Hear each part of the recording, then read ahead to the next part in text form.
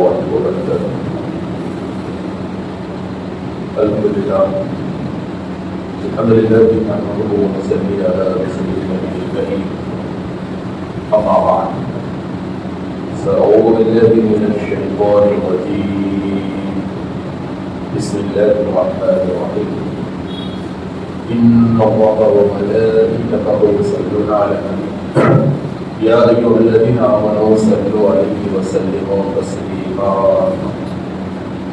اللهم صل على سيدنا محمد وعلى آل سيدنا محمد وبارك وسلم.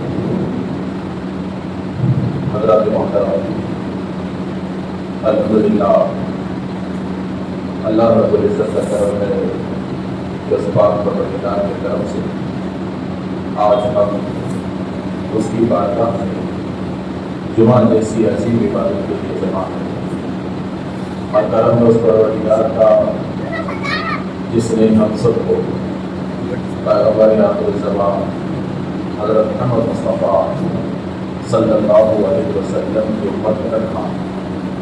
آپ کی محبت و آپ کی اطاعت کو ہم سب کے لیے ذریعہ نجات بنایا. میرے دوستو، ہم مسلمان ہیں تو ایک چیز سمجھ لینا ضروری ہے کہ دنیا میں ہر چیز کے کچھ اصول ہوتے ہیں، کچھ قوانین ہوتے ہیں. آپ اگر کسی ملک میں رہتے ہیں تو اس ملک کے کچھ قوانین اور کچھ اصول ہوتے ہیں جس پہ عمل کرنا ہر ملک میں رہنے والے کے لیے ضروری ہے. اگر ہم وہاں کے قوانین اور وہاں کے اصولوں پر عمل نہیں کریں گے تو پھر ہم اس سرزمین پر رہ نہیں سکتے. اسی طریقے سے اگر ہم کہیں نوکری کرتے ہیں تو جس محکمے میں اور جس آفس میں ہم نوکری کرتے ہیں وہاں کے اصولوں اور وہاں کے قوانین پر عمل کرنا ہر ملازم کے لیے ضروری ہے. اگر کوئی ملازم کسی دفتر یا آفس کے قوانین اور اصولوں پر عمل نہیں کرتا تو پھر وہ ملازم اس دفتر کے قابل نہیں کہلائے گا. اسی طریقے سے اگر آپ کسی اسکول میں پڑھتے ہیں یا کسی کالج میں پڑھتے ہیں، آپ طالب علم ہیں، پڑھنے والے ہیں، تو پھر ہر پڑھنے والے کے لیے ضروری ہے کہ وہ اپنے مدرسے، اپنے اسکول اور اپنے کالج کے اصولوں اور قوانین پر عمل کرے. اگر کوئی طالب علم، کوئی پڑھنے والا بچہ مدرسے کے، اسکول کے اور کالج کے قوانین کا، اصولوں کا پابند نہیں رہے گا تو پھر وہ بچہ نہ اس مدرسے اور اسکول کا ناقابل ٹھہرے گا بلکہ وہ اس مدرسے سے نکالا جائے گا. تو اسی طریقے سے ہم دین اسلام پر ہیں، ہمارا دین اسلام ہے، ہم مسلمان ہیں، ہم ایمان والے ہیں. تبھی اللہ تبارک و تعالیٰ نے بھی اسلام پر باقی رہنے کے لیے، ایمان پر رہنے کے لیے، مسلمان رہنے کے لیے، اللہ کے وفادار بن کر رہنے کے لیے اللہ تبارک و تعالیٰ نے کچھ قوانین کو مقرر کیا ہے، کچھ اصولوں کو مقرر کیا ہے.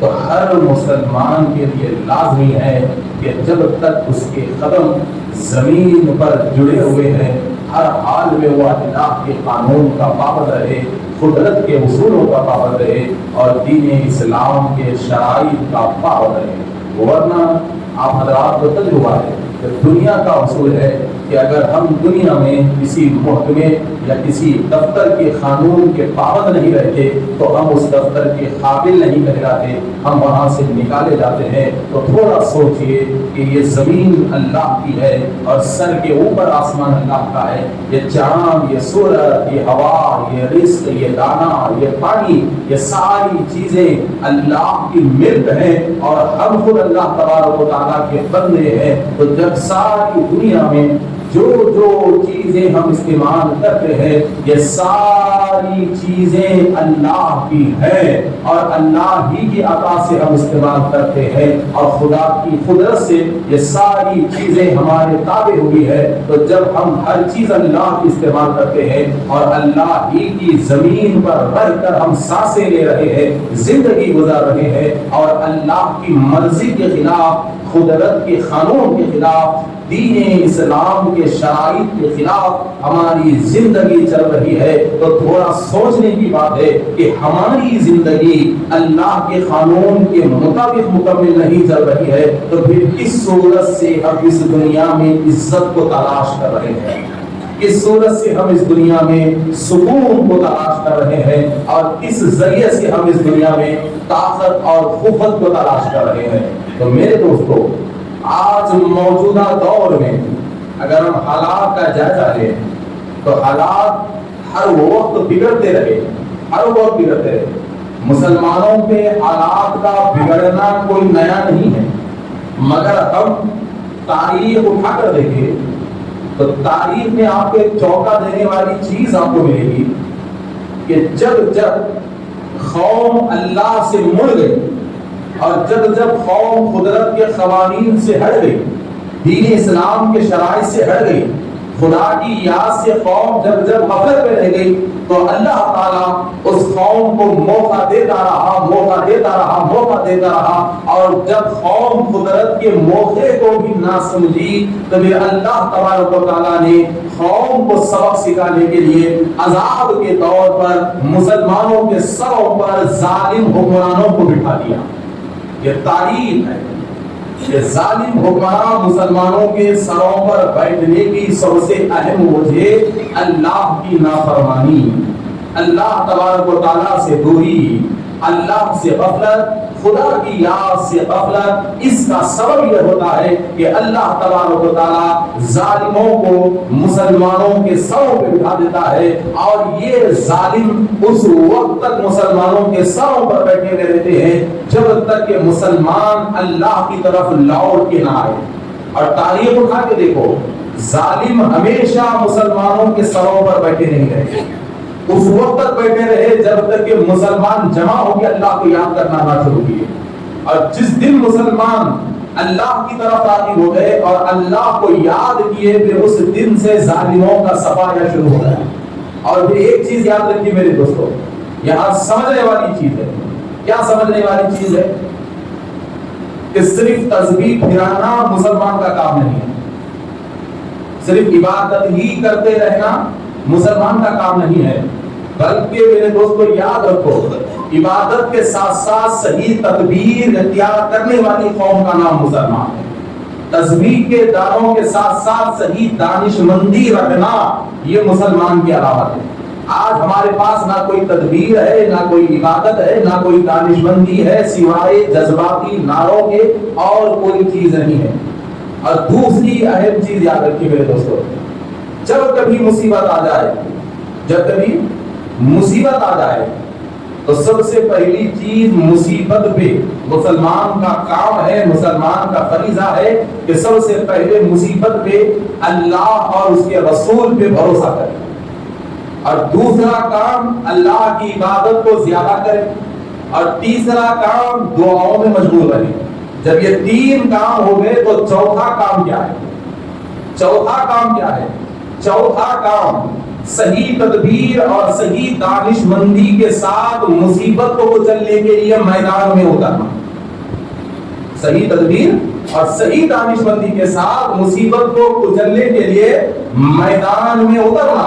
اور جو قوم اپنی مصیبت کے حل کے لیے میدان کو تلاش نہیں کرتی اس قوم کی کبھی مصیبت دور نہیں ہوتی. یاد رکھیے, گھر میں بیٹھنے والے کو کبھی کامیابی نہیں ملی, گھر میں بیٹھنے والے کو کبھی کامیابی نہیں ملی, اور پوری زندگی مسلح پر گزارنے والے کو بھی کبھی کامیابی نہیں ملی. اگر پوری زندگی مسلح پر گزارنے سے کامیابی ملتی تو آپ کو رسول اللہ صلی اللہ علیہ وسلم میدان بدر میں نظر نہیں آتے تھے. آقا عالم صلی اللہ علیہ وسلم آپ کو احد کے میدان میں نظر نہیں آتے تھے. رسول اکرم صلی اللہ علیہ وسلم بحیثیت سپہ سالار آپ کو میدان جنگ میں تلوار پکڑے ہوئے نظر نہیں آتے تھے. تو میرے دوستو تو یاد رکھیے مصیبت کے حل کے لیے مسلمانوں کے لیے صحیح میدان اور صحیح تدبیر اور صحیح دانشمندی کی آج ضرورت ہے، مگر اس سے پہلے مسلمانوں کو اللہ کی طرف لوٹ کر آنا ہے. جو مسلمان بہت دور جا چکا ہے، بہت دور جا چکا ہے. تو میرے دوستو تو اب اللہ کی طرف لوٹ کر آنے کے لیے مسلمان کیا کرنا چاہیے؟ تھوڑا سا دماغ لگائیں، تھوڑا سا دماغ لگائیں. آپ کی اولاد ہے، ہماری اولاد ہے، ہم نے اپنی اولاد سے کسی چیز کو نہ کرنے کے بارے میں کہا اور ہماری اولاد بار بار ہماری نافرمانی کرتے ہوئے وہ چیز کرتی رہی کرتی رہی کرتی رہی کرتی رہی کرتی رہی، تو بحیثیت ماں باپ ہم کیا کریں گے؟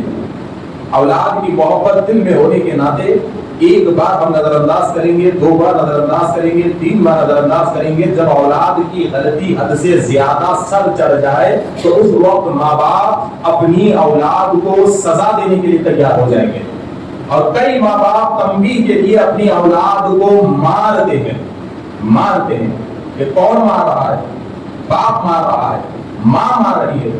جبکہ ماں اور باپ کی محبت کی مثال دنیا میں نہیں لا سکتے. ماں اور باپ کی محبت کو آپ کسی ترازو میں ناپ نہیں سکتے، اس لیے کہ آج مارنے والا وہی ہے اور جس مار سے زخم آیا ہے اس زخموں پہ دوا لگانے والا بھی وہی باپ ہے. اولاد کی بھوک مٹانے والا بھی وہی باپ ہے، اس کی پیاس کو مٹانے والا بھی وہی باپ ہے، اس کے آنکھ پہ کپڑے سلوانے والا بھی وہی باپ ہے، اس کا نگران بھی وہی باپ ہے، اس کی زندگی بہترین بنانے والا بھی وہی باپ ہے. مگر جب اولاد کی غلطی سر چڑھ کے بولتی ہے تو پھر محبت کرنے والا باپ بھی اولاد کو سزا دینے پہ مجبور ہو جاتا ہے. تو ذرا سوچئے میرے دوستو کہ وہ قادر مطلق ہے، وہ رب العالمین ہے، وہ ذوالجلال ہے، وہ ذوالجلال ہے جو بہت زیادہ اپنے بندوں سے محبت کرتا ہے، مگر اس کا قہر بھی سب سے بڑا ہے، اس کا غضب بھی سب سے بڑا ہے، اس کا جلال بھی سب سے بڑا ہے. تو دنیا کا اصول ہے کہ ہم اپنی اولاد کی نافرمانی کو مہلت دے کر جب مہلت حد سے زیادہ ہو جاتی ہے تو ماں باپ اپنی اولاد کو سزا دینے پہ تل جاتے ہیں. تو ذرا سوچئے کہ ہم مسلسل پوری زندگی اپنی رب کی نافرمانی سے دنیا میں زندگی گزار رہے ہیں، تو کیا اللہ تبارک و تعالی ہم پہ جلال نازل نہیں کرے گا، قہر نازل نہیں کرے گا؟ کیا قدرت کی ناراضگی سے مصیبتوں کے پہاڑ ہم پہ نہیں آئیں گے؟ کیا اللہ رب العزت کی رحمت سے دور ہونے کی وجہ سے ظالم ہمارے سروں پر نہیں آئیں گے؟ یہ سوچنے والی بات ہے میرے دوستو، سوچنے والی بات ہے کہ ایک دوست اگر ہم سے ناراض ہو جائے تو ہم دنیا کا سوچتے ہیں کہ اگر یہ دوست مجھ سے ناراض ہو جائے تو پھر میرے بزنس پر بڑا فرق پڑے گا، اگر یہ دوست میرا ناراض ہو جائے تو مارکیٹ میں میرا بڑا فرق پڑے گا، اگر یہ میرا دوست ناراض ہو جائے تو سوسائٹی میں بہت عزت میری چلے جائے گی. تو دوستوں کی دوستی کا اتنا خیال ہوتا ہے تو کبھی مسلمان نے یہ سوچا ہے کہ رب العالمین سارے عالم کا رب جب ایک بندے سے ناراض ہو جائے اور ایک بندہ دنیا میں اتنا طاقتور بن کے بیٹھے کہ وہ رب العالمین کی نافرمانی شروع کر دے تو اللہ کی نافرمانی کی وجہ سے ایک مسلمان کو دنیا میں کتنا بڑا نقصان ہو رہا ہے، کبھی یہ مسلمان نے سوچا ہے؟ تو میرے دوستو اس سرزمین پر، اس دنیا پر جب تک یہ دنیا باقی رہے گی اور جب تک مسلمان رہیں گے اور جب تک ہمارے جسم میں سانسیں باقی رہیں گی، ایک چیز ذہن میں رکھو کہ مسلمان کے سب سے بڑے نقصان کا نام اللہ کی نافرمانی ہے. مسلمان کے سب سے بڑے نقصان کا نام اللہ کی عبادت سے دور ہونا ہے. مسلمان کی سب سے بڑی نافرمانی کا نام، سب سے بڑے نقصان کا نام قرآن سے دور ہونا ہے. مسلمان کے لیے سب سے بڑا نقصان دینی تعلیم سے دور ہونا ہے. مسلمان کے لیے سب سے بڑا نقصان مساجد سے دور ہونا ہے. مسلمان کے لیے سب سے بڑا نقصان نماز، روزہ، زکات اور حج سے دور ہونا ہے. اللہ تبارک و تعالیٰ کے قانون سے دور ہونا ہے. تو بتلاؤ آج مسلمان کتنے بڑے نقصان میں ہیں، کتنے بڑے نقصان میں مسلمان ہیں. آج مساجد خالی ہیں، آج مساجد خالی ہیں. میں آج मुसलमानों से पूछता हूं कि ये बतलाओ, तुमने मसाजिद को खाली छोड़ा तो तुम्हें कितना फायदा हुआ? क्या कोई एक मुसलमान ये बता सकता है कि मस्जिदें छोड़ने से हमें इतना बड़ा फायदा हुआ है, इतनी ज्यादा इनकम हुई है? क्या कोई बता सकता है? नहीं, बल्कि हजारों नुकसान शरीयत बता रही है मसाजिद को खाली करने के। एक भी फायदा मुसलमान नहीं बता सकता। और नाउज़ुबिल्लाह, ऐसा तसव्वुर भी गलत है कि मस्जिद से दूर जाने से कोई फायदा आपको हो सकता है, ऐसा तसव्वुर भी गुनाह है मेरे दोस्तों। बताओ, कुछ तो फायदा हुआ मुसलमानों का, बोलिए। आज मुसलमान अल्लाह के कहर और अल्लाह के गज़ब और अल्लाह के अज़ाब को तैयार होकर, अल्लाह के अज़ाब को कबूल कर कर अल्लाह की इबादत से दूर चला गया, तो बताओ मुसलमानों, दुनिया के मजे के लिए, दुनिया के लालच के लिए, दुनिया को खुश करने के लिए हम अल्लाह के अज़ाब को कबूल करने को तैयार हो गए, तो ये बतलाओ कितना फायदा हमें हुआ, कितना फायदा हुआ। चलिए दूसरी बात, कुरान। कुरान, ये मैं बड़ी पक्की बात कहता हूं, बड़ी पक्की बात कहता हूं, बड़ी पक्की बात। क्या यहां जितने बैठे हुए ना, उनमें से शायद के कुछ लोग होंगे जो साफ साफ कुरान पढ़ते होंगे, साफ साफ कुरान पढ़ते होंगे। अब नई नस्ल, वो नस्ल जिनकी उम्र आज 20 साल 25 साल है, उस नस्ल की हालत देखो। अस्तगफिरुल्लाह मेरे दोस्तों, अस्तगफिरुल्लाह। मेरे भाई बताओ, हमारे नौजवान बच्चों को क्या कुरान पढ़ने आ रहा है? बोलो, क्या माँ बाप ने उन्हें कुरान पढ़ना सिखाया है? तो जब हमारे घर में हम अपनी औलाद को हमारे मजहब की किताब कुरान सिखाने तक का मौका हमने हमारी औलाद के लिए फराहम नहीं किया, तो फिर ये माँ बाप किस उम्मीद से बैठे हुए हैं कि इसकी नस्ल से मुसलमान पैदा होंगे? किस उम्मीद से बैठे हुए हैं? बताओ। यह हकीकत बात है कि मुसलमानों के घर, मुसलमानों के कदम मस्जिद से दूर हुए हैं, तो मुसलमानों के घर कुरान से दूर हो गए हैं।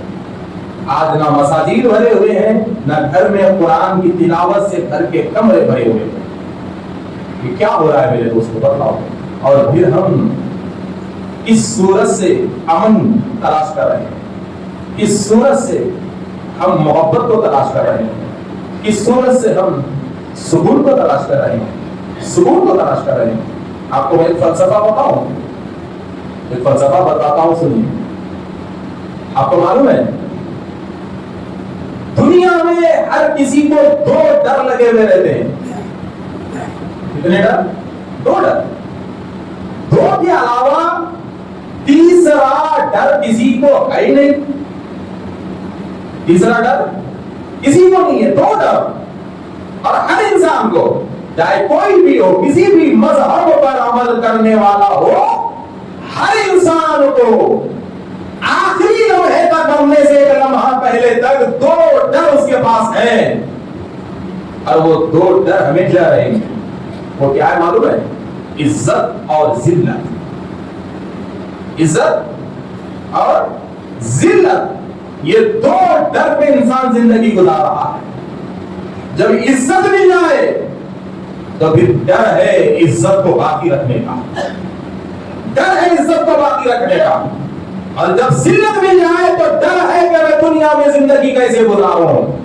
लोगों में जब जलील हो जाए तो डर रहा है कि मैं जलील हो गया, मेरी इज्जत चले गई, मेरी शर्म चले गई, मेरी हया चले गई, मेरे मामले को बाहर डाला गया, छुपे हुए गुनाह को बाहर डाला गया, मैं जलील हो गया, अब मैं दुनिया में जिंदगी कैसे गुजारूं, ये डर है। और जब इज्जत मिल जाए तो डर है कि कहीं इज्जत ना चले जाए।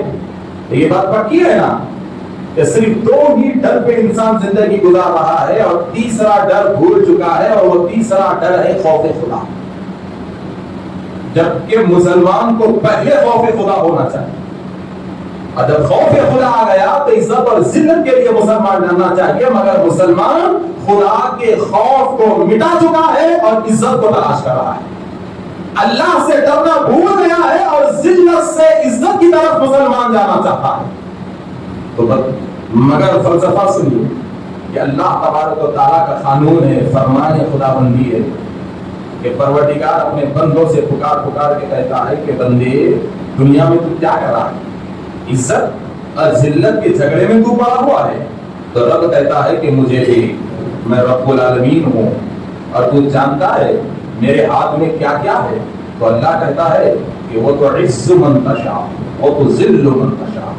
ارے عزت میرے ہاتھ میں ہے، ذلت میرے ہاتھ میں ہے. میں جسے چاہوں عزت دوں، میں جسے چاہوں ذلت دوں. اور تو مجھے تھوڑا سمجھ میں کون ہوں، تو عزت کے لیے کیا کیا کر رہا ہے، تو عزت کے لیے کس کس سے ڈر رہا ہے، تو عزت کے لیے کس کس کے ہاتھ سامنے سر کو جھکا رہا ہے، تو عزت کے لیے کس کس کے سامنے اپنے ہاتھوں کو بن کے ٹھہرا ہوا ہے، تو عزت کے لیے کتنے غیروں کی چوکھٹوں سے تو ڈر رہا ہے، تو عزت کے لیے کتنے کمزوروں سے تو ڈر رہا ہے، تو عزت کے لیے کتنے معمولی لوگوں سے تو ڈر رہا ہے، تو عزت کے لیے معمولی چھوٹے چھوٹے کنجر کے ڈر کو لے کر بیٹھا ہوا ہے. عزت کے لیے تو معمولی لوگوں کے ڈر کو لے کر بیٹھا ہے. مگر رب کہتا ہے کہ بندے مجھے دیکھ، مجھے دیکھ، ان اللہ علی کل شیء قدیر. کہ کبھی یہ دنیا کے چوکھٹوں سے، یہ دنیا کے لوگوں سے نظر ہٹا کر کبھی میری طرف نظر کر، اس لیے کہ جن چوکھٹوں پر تو ٹھہرا ہوا ہے، جن لوگوں کے سامنے تو ٹھہرا ہوا ہے اور جن سے تو عزت کی بھیک مانگ رہا ہے، ارے میں وہی رب ہوں، میں وہی رب ہوں جن کو میں نے طاقت دی ہے. اگر تو آج ان کے سامنے ٹھہرا ہوا ہے تو ان کو طاقت دینے والا میں ہی ہوں. ان کے دروازوں کے سامنے تو ٹھہرا ہوا ہے تو ان کے دروازوں کو مضبوط کرنے والا بھی میں ہی ہوں. اور آج اگر تو کسی سے ڈر رہا ہے تو خوف ڈالنے والا بھی میں ہی ہوں. تو اللہ کہتا ہے کہ مصیبت آ گئی تو اللہ کہتا ہے کہ بندے تھوڑا دیکھ، تو جو لا الہ الا اللہ کا نعرہ لگاتا ہے وہ لا الہ الا اللہ کو تو پہلے سمجھ، الا اللہ نہیں ہے کوئی معبود سوائے اللہ کے، تو وہ رب ایک ہے. تو اس کے سامنے سجدہ جھکاتا ہے. اگرچہ کہ آج دن میں ایک مرتبہ تو جمعہ سجدے میں جاتا ہے اور سجدے میں جا کر کہتا ہے سبحان ربی الاعلی، سبحان ربی الاعلی، کہ میرا رب پاک ہے، بڑا ہے، پاک ہے، بڑا ہے، پاک ہے، بڑا ہے. تو ہر سجدے میں کہتا ہے. تو اللہ کی قدرت جھنجھوڑ کے کہتی ہے کہ اے میرے بندے، تو نے مجھے سمجھا نہیں کہ سر جھکا کر تو مجھے پاک کہتا ہے، بڑا کہتا ہے، مگر کبھی یہ یقین نہیں کیا کہ سب سے بڑا اللہ ہے اور سب سے بڑی طاقت اللہ کی ہے. اگر تو یقین کر لیتا تو دنیا میں تو کبھی غلام بن کے نہ رہتا. بتلاؤ آج تسبیحیں، نماز کی جو تسبیحیں سبحان ربی العظیم، سبحان ربی الاعلی کی جو تسبیحیں ہیں وہ زبانی سجدے اور رکوع میں رہ گئے ہیں، اس کے عمل نہیں رہا ہے. قسم خدا کی، سجدہ اور رکوع میں اگر جو ہم تسبیح پڑھتے ہیں، اگر وہ تسبیح کو ہم سمجھ لیتے، ان تسبیحات کو ہم دل میں جگہ لے لیتے، تو آج یہ ڈر اور یہ خوف کا ماحول ہمارے پاس نہ ہوتا. ہر مصیبت سے ٹکرانے کے لیے ہم پورے اتحاد کے ساتھ میدان میں ٹھہر جاتے، اس ٹھہر جاتے. اور بچہ آج ہمارا یہ پکار تھا کہ دنیا ہمیں کیا ڈرائے گی، زمانہ ہمیں کیا ڈرائے گا. ارے ہمارا سر تو اس رب کے سامنے جھکتا ہے جو ساری کائنات کا مالک ہے. تو جب ساری کائنات کا مالک کا بندہ جب میدان میں ٹھہرے گا تو دنیا کا مالک ہمیں کیا مٹائے گا. کیا یہ عقیدہ آج ہمارا ہے؟ بولو، کیا یہ بھروسہ آج ہمارا ہے؟ نہیں ہے، نہیں ہے. تو پہلے اپنی اہمیت کو سمجھو، پہلے اپنی اہمیت کو سمجھو کہ ہم اس رب کے بندے ہیں جس نے لفظ کن سے ساری کائنات کو وجود بخشا ہے. ہم اس رب کے بندے ہیں جس کے حکم کے بغیر چونٹی بھی اپنے پر کو نہیں ہلا سکتی، چونٹی بھی پر کو نہیں ہلا سکتی. تو اس رب کی ذات پہ بھروسہ مضبوط رکھو، اپنے رب سے تعلق کو مضبوط جوڑو اور میدان میں اترو. آج ہماری عادت بھوسے کی طرح ہے. حقیقت بولتا ہوں، 25 کروڑ مسلمان ہندوستان میں ہیں، مگر یہ حقیقت بات ہے کہ 25 کروڑ کی حالت بھوسوں کے تھیلوں کی طرح ہے. یہ 25 کروڑ مسلمان میدان میں اتر کر بھی کچھ نہیں کر سکتا، اور یہ 25 کروڑ مسلمان میدان میں اتر کر بھی کوئی طاقت کو نہیں پلٹا سکتا.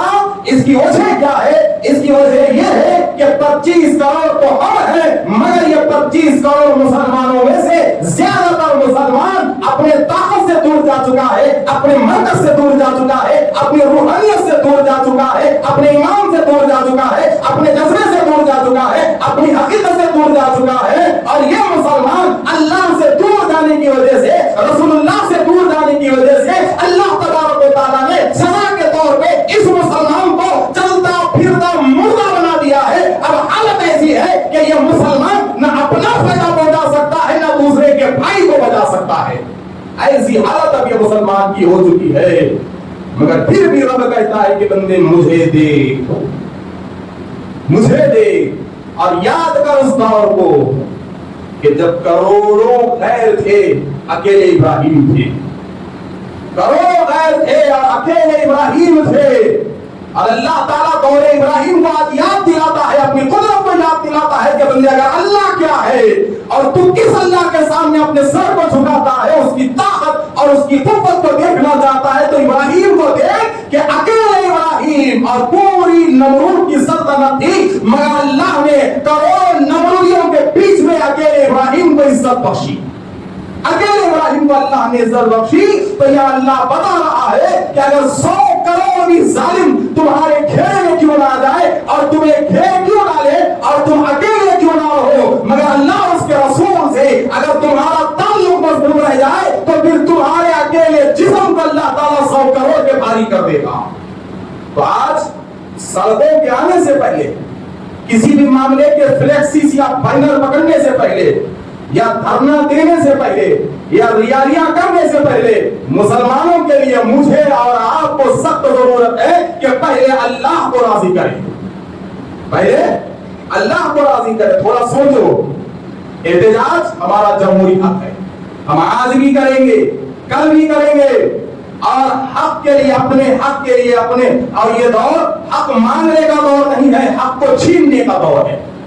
وہ بادشاہت الگ تھے, وہ الگ بادشاہ تھے, وہ دربارے الگ تھے. جہاں ضرورت مند ٹھہر جاتا تو بادشاہ درد والا ہوتا, انصاف والا ہوتا, سمجھ والا ہوتا, تو پوچھنے پہ حق دیا جاتا. مگر آج جب ظالم ہی حکومت کرے, جاہل ہی حکومت کرے, ان پڑھ ہی حکومت کرے, اور اپنی عوام کے ساتھ بغض لے کر, حسد لے کر, تباہی و بربادی کا منصوبہ لے کر جب ظالم کرسی پہ بیٹھتا ہے, تو قوم کو پوچھنے پہ اس کا حق نہیں ملتا بلکہ چھیننے پہ ملتا ہے. تو یہ دور پوچھ کے لینے کا دور نہیں ہے, چھین کر قبضہ کرنے کا دور ہے. مگر یاد رکھو میرے دوستو, مسلمان ہونے کے ناطے شریعت کا یہ بھی حکم ہے کہ تم جس ملک پہ رہتے ہو, جس زمین پہ رہتے ہو, اس زمین کا قانون پہ عمل کرنا تمہارے لیے شریعت ہے. یہ شرعی حکم ہے. آپ ملک سے غداری نہیں کر سکتے, ملک سے بغاوت نہیں کر سکتے, مگر آپ حکمران سے لڑ سکتے ہیں. آپ اپنے حق کے لیے میدان میں ٹھہر سکتے ہیں, آپ اپنے حق کے لیے جد و جہد کر سکتے ہیں, اور جد و جہد پہ اللہ تعالیٰ مدد کرتا ہے. مگر یاد رکھو میرے دوستو, آج یہ بات میں اس لیے کہہ رہا ہوں کہ مسلسل 8 دن سے میں سوشل میڈیا پر ایک چیز دیکھتا ہوں. کیا دیکھتا ہوں؟ کہ آئیے احتجاج کرنا ہے, وہ بل کے خلاف احتجاج ہے, وہ بل کے خلاف احتجاج ہے, وہ بل کے خلاف احتجاج ہے. مگر میں نے ایک چیز غور کیا, مثال دیتا ہوں, ایک چیز میں غور کیا. کیا معلوم ہے, ہفتے کے دن سوشل میڈیا پہ ایک بیان آیا کہ آج فلاں تنظیم کی طرف سے احتجاج ہے وقف بل کے خلاف. ٹھیک ہے, طبیعت خوش بھی بڑی اچھی بات ہے, ہونا بھی چاہیے, ہونا بھی چاہیے, جو کہ جب تک میدان میں نہیں اتریں گے اب نہیں ملے گا. ٹھیک ہے, پھر اس کے 2 گھنٹے کے بعد اور ایک اعلان آتا ہے کہ فلاں تنظیم سے احتجاج ہے. اب کنفیوژن کہ بھائی کس میں جائیں, کس کے بلائے پہ جائیں. پھر پیر کے دن اور ایک اناؤنسمنٹ, فلاں تنظیم کی طرف سے احتجاج. پھر جمعرات کو ایک اناؤنسمنٹ, فلاں تنظیم کی طرف سے احتجاج. تو یہ بتاؤ کہ مسلمان اپنے حق کو لینے میں ایک پلیٹ فارم پہ نظر نہیں آ رہا. اب دیکھو 8 دن سے میں یہ دیکھا کہ ہم اپنے حق کو لینے میں ایک پلیٹ فارم پہ نہیں ہے. ہر کوئی ٹانگ کھینچ رہا, یہ سوسائٹی والا وہ سوسائٹی کی ٹانگ, یہ این جی او والا وہ این جی او کی ٹانگ, وہ تنظیم والا یہ تنظیم کی ٹانگ. اگر کوئی سیاسی پارٹی سے جڑا ہوا مسلمان ہے, اس سیاسی پارٹی سے وہ مسلمان بھاگ اگر احتجاج کا اعلان کرے تو یہ پارٹی والا اعلان کر کے اس کی ٹانگ, وہ اعلان کر کے اس کی ٹانگ. اب سارے لوگ ختم ہوئے تو یہ مسجد والا اعلان کیا تو وہ مسجد والے کو تکلیف. تو بتاؤ حضرات محترم, ہم احتجاج کے نام پہ منتشر ہے تو حق کب حاصل کریں گے؟ ہے मैदान में उतरने पे इत्तेहाद के नाम पे मुसलमान मुंतशिर हो रहे हैं। ये शायद ये बात आपको आज तक किसी ने जहन में नहीं डाली, मैं आपको बोलता हूं, सुनिए। सबसे बड़ी चीज, सबसे बड़ी ताकत क्या है? मिल के रहना है, इत्तेहाद है। मगर अफसोस के साथ कहता हूं कि मुसलमानों में इत्तेहाद का नारा खुद इंतशार बन चुका है, खुद इंतशार बन चुका है।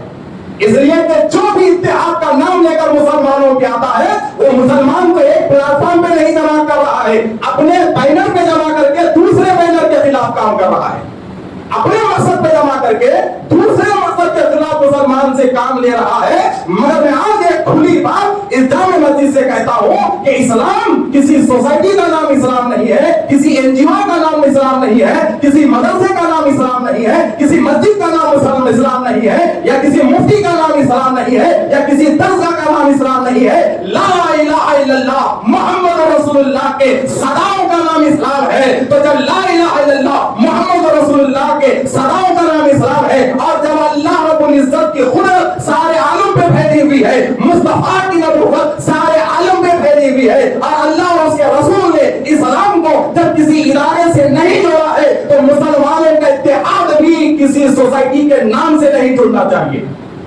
किसी सोसाइटी के नाम से नहीं जुड़ना चाहिए। मुसलमान उस वक्त तक अपने इत्तेहाद में कामयाब नहीं हो सकते जब तक के कलमे के नाम पे एक मैदान पे ना जमा हो जाए। आप इत्तेहाद में सिर्फ कलमे का रिश्ता देखो मेरे दोस्तों, और हकीकत बात है, हकीकत बात है। वक्त हो गया है, एक बात कहता हूं, अब ये वक्त नहीं है कि कौन सुन्नी है झाको, कौन जमात का है झाको, कौन अहले हदीस है झाको, कौन अहले कुरान है झाको, नहीं है, हरगिज़ नहीं है।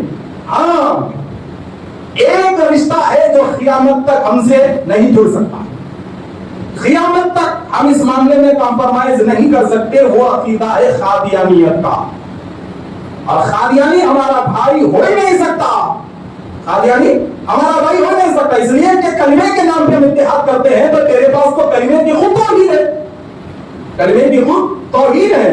तो आज जरूरत है, आज जरूरत है कि कलमे की बुनियाद पे, ये मत देखो, ये ग्रुपबंदी देखने का अब वक्त नहीं है। अब आप बोलेंगे आजकल एक अजब चल रहा तमाशा सुले कुल्ली वर्ग, हमारे पास नहीं है, ये अजब चल रहा है, ये सुले कुल्ली का जहर डालने वालों के दिमाग के टेस्ट की जरूरत है फिलहाल।